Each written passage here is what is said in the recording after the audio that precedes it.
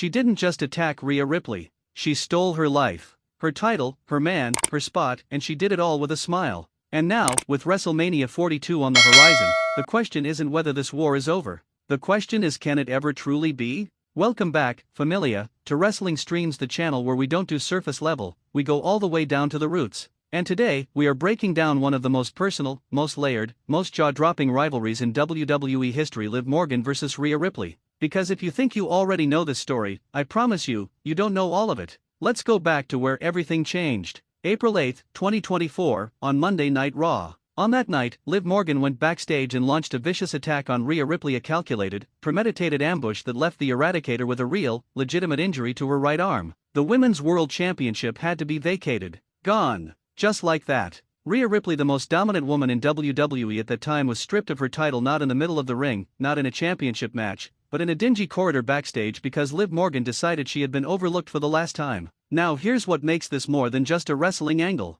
This wasn't random. Liv had been circling Rhea's world for months. The Judgment Day connection. Dominic Mysterio. The slow burn of jealousy and ambition quietly building behind those wide eyes and that unsettling cackle. What looked like chaos was actually a chess move. And the moment Ripley went down, Liv slid into every space she had vacated: the championship picture, the spotlight, and yes, even DOM. The Liv Morgan Revenge Tour had officially begun. What followed was one of the most compelling heel runs WWE has produced in years. Liv wasn't just collecting titles, she was collecting trophies from Rhea's life. She inserted herself into the Judgment Day. She pulled dirty DOM into her orbit, turning what was supposed to be manipulation into something far more complicated. She won the Women's World Championship. She became the inaugural WWE Women's Crown Jewel Champion. She laughed through all of it. And the audience, half of them booing, half of them secretly cheering, couldn't look away. But backstage, something else was brewing. Because WWE released footage that fans weren't supposed to see until the timing was right, showing Liv Morgan backstage, watching the chaos she had engineered unfold with pure, unfiltered satisfaction.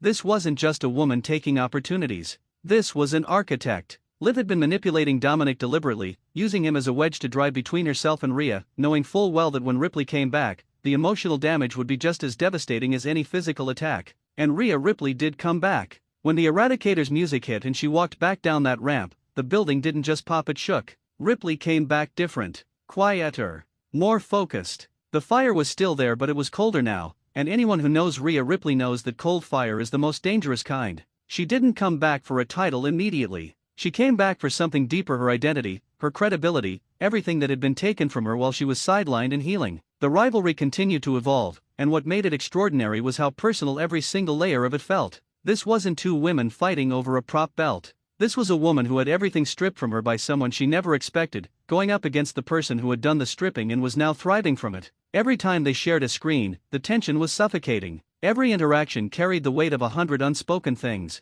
Fast forward to 2026 and both women are heading into WrestleMania 42 in Las Vegas on entirely different roads, but roads that feel like they were always meant to intersect again. Liv Morgan won the 2026 Women's Royal Rumble, outlasting 29 other competitors including her own Judgment Day ally Raquel Rodriguez, and chose to challenge Women's World Champion Stephanie Vacher at the Show of Shows. Meanwhile, Rhea Ripley fought through the Women's Elimination Chamber, surviving Alexa Bliss, Kiana James, Asuka, Tiffany Stratton, and Raquel Rodriguez to earn her shot at Jade Cargill's championship. 2 WrestleMania matches, 2 different opponents. But familia, the shadow of their war hangs over all of it. Because here's what's fascinating about where Liv and Rhea stand right now: they have both clawed their way to the main event conversation through completely different means. Rhea did it the hard way. She got injured, got her life dismantled, rebuilt herself from the ground up, and earned her spot in the most physically brutal match of the year. Liv did it with cunning, chaos, and sheer force of personality. And in a way, that contrast is the whole story. One woman defined by resilience, the other defined by ruthlessness. One who came back, one who never stopped running forward. The online world has been buzzing about the Ripley versus Cargill dynamic going into WrestleMania, with their social media exchanges reportedly reflecting some real personal animosity between the two stars, a detail that only adds fuel to an already explosive match. But underneath all of that noise, real wrestling fans know that Ripley's road to Vegas was paved long before the Elimination Chamber. It was paved on that April night in 2024, when a backstage attack forced her to become something harder, something sharper, something unstoppable. And Liv? Liv won the Rumble and chose her own destiny. Whether you love her or hate her, you cannot deny that she mapped out a path to WrestleMania glory and walked it with complete confidence. That is not nothing. That is everything. So what happens after WrestleMania 42? What happens when the dust settles in Las Vegas and both Rhea Ripley and Liv Morgan are still standing, still hungry, still unfinished with each other? Because that's the real conversation, familia. The revenge tour may have an end date. The rivalry does not.